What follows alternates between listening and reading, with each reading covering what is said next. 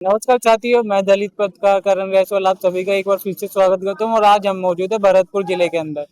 तो यहाँ पर हमारे साथ कुछ स्थानीय लोग जुड़े हुए हैं, तो इनसे पता करते हैं कि यहाँ पर भरतपुर जिले के अंदर यहाँ के स्थानीय विधायक ने कितना कुछ विकास करवाया। नमस्कार बाबू जी। नमस्कार सर। आपका नाम बता दीजिए एक बार। मेरा नाम सूरन है। आप हमें बताएं कि यहाँ के जो विधायक है वर्तमान में, उन्होंने यहाँ पर कितना कुछ विकास करवाया।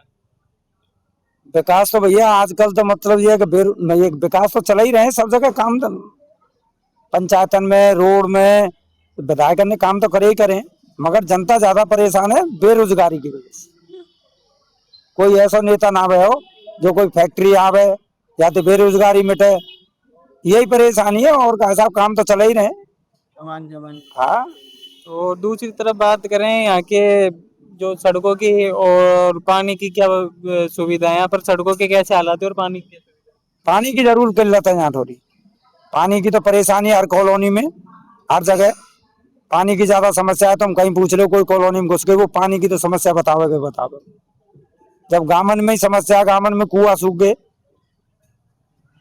सबसे बड़ी बात है। तो बात करें आपको बाबूजी बांध के मुद्दे के बारे में पता है क्या आपको। पांच ना से हमारी जो नहर पहले स्वीकृति कराई ना, वो आज तक पास ना भाई साहब। पांचना बांध के अंदर अभी जो कोर्ट के आदेश आए थे, उसमें ये था कि कमांड क्षेत्र के जो पानी मिलेगा उसको भी पानी मिलेगा और जो भरतपुर जिले के अंदर भी पानी आएगा। लेकिन वहाँ के जो लोग हैं, गुजर पक्ष और मीणा पक्ष के लोगों ने उस वहाँ के नहरों पे रोक रखा है, उनको आपको पानी नहीं मिल रहा। उसके बारे में बताएं।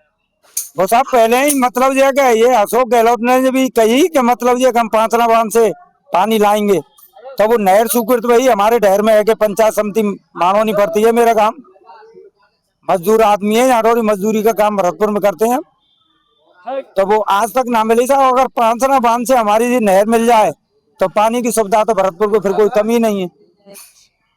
सबसे बड़ी बात है पानी की सुविधा। पानी की समस्या है ही, पानी की ज्यादा समस्या है हर जगह। बात करें वहां पर जो आंदोलन कर रहे हैं, वहां पर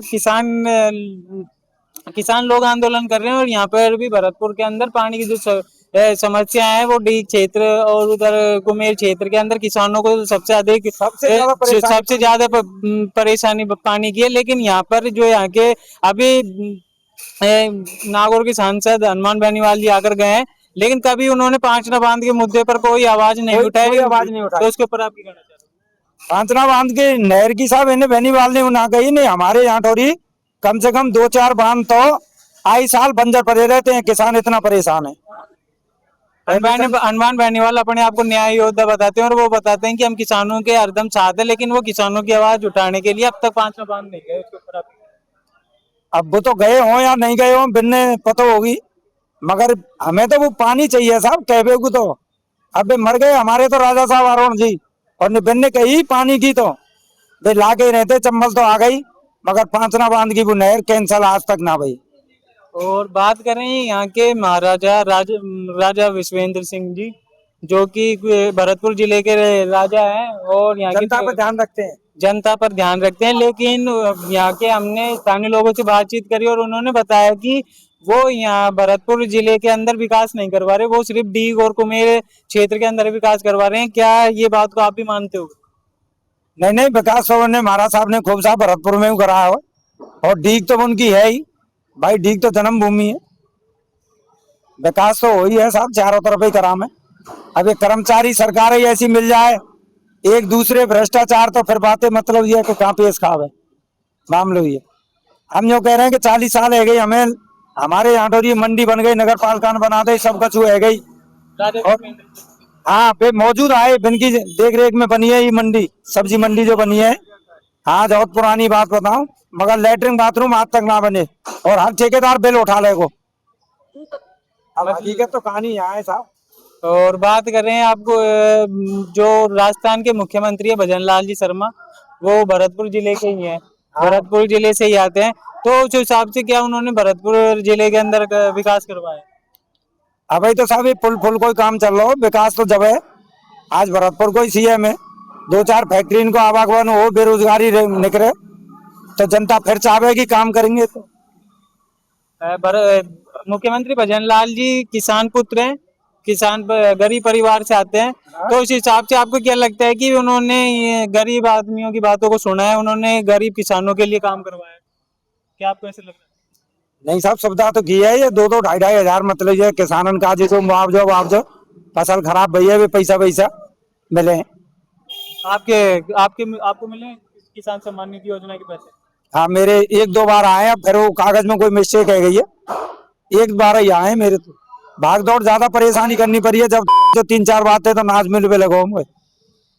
और आपके वृद्ध अवस्था की पेंशन आपको मिल रही है? नहीं मिल रही है, वो आज तक ना मिल रही, बूढ़े है गए, क्यों? देख लो। कोई कछु कह दे, कोई कछु कह दे, निगम बोध कागज लगा दिए, कोई कहानी ना भई आज तक। और बात कर रहे हैं अभी 22 तारीख को भरतपुर जिले के अंदर हनुमान बेनीवाल जी आते हैं जाट समुदाय के आरक्षण की मांग करने के लिए, तो आपको क्या लगता है कि जाट समुदाय के लोगों को वो आरक्षण दिला पाएंगे? अब साहब वो इनकी सरकार है, मैं कैसे कहता हूँ कि मतलब ये दिव्यांग है कि नहीं दिव्यांग। नहीं, वो यहाँ पर आंदोलन करके गए हैं, तो उससे आप क्या क्या बोल कर गए हैं वो इतने हम है ना, ऐसा माथोरी पहुंचे ना है, तो आपको बताएं। और बात करें आगे की, तो यहाँ पर जैसे ही हनुमान बेनीवाल जी आए थे, तो उनसे यहाँ के महाराजा विश्वेंद्र सिंह जी ने ये बात कही थी कि यहाँ पर भरतपुर जिले के अंदर यहाँ के स्थानीय लोग ही जाट समुदाय के लोगों को आरक्षण की मांग करवा देंगे। आप बताएं, तो वो यहाँ पर क्या अपनी राजनीतिक रोटियां सेकने के लिए आए थे कि सच में ही जाट समुदाय के लोगों के लिए आरक्षण की मांग करने के लिए आए थे?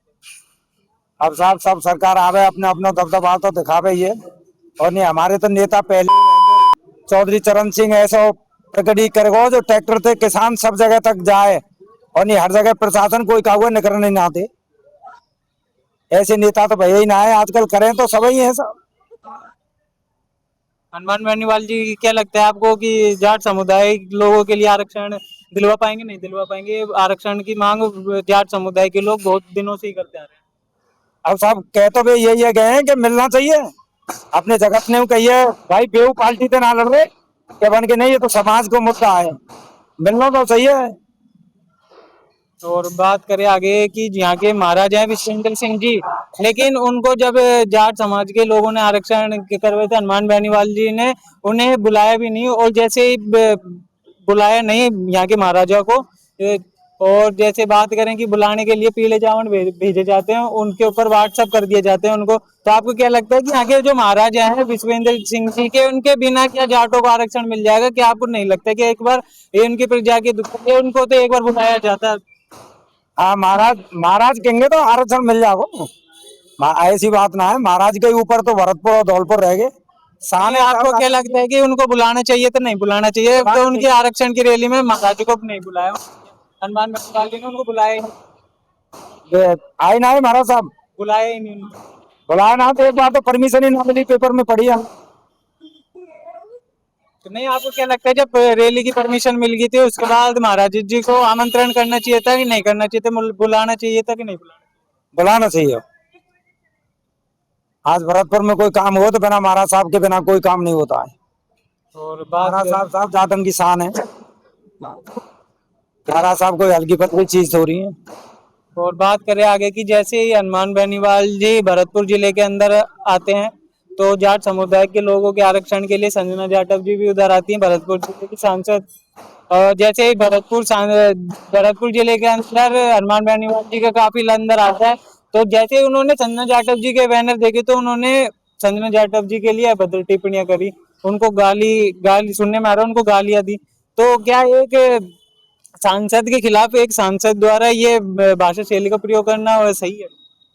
नहीं, गलत तो गलत है, न्याय का सत्य का न्याय होना चाहिए। एक महिला जो कि दलित परिवार से आती है, उनके खिलाफ उसको पद मिला है, उसको पद मिला है तो वो तो अपना काम तो करेगी, चाहे कोई दलित परिवार हो, उसमें कोई उससे कोई छुआछूत का कोई काम नहीं है।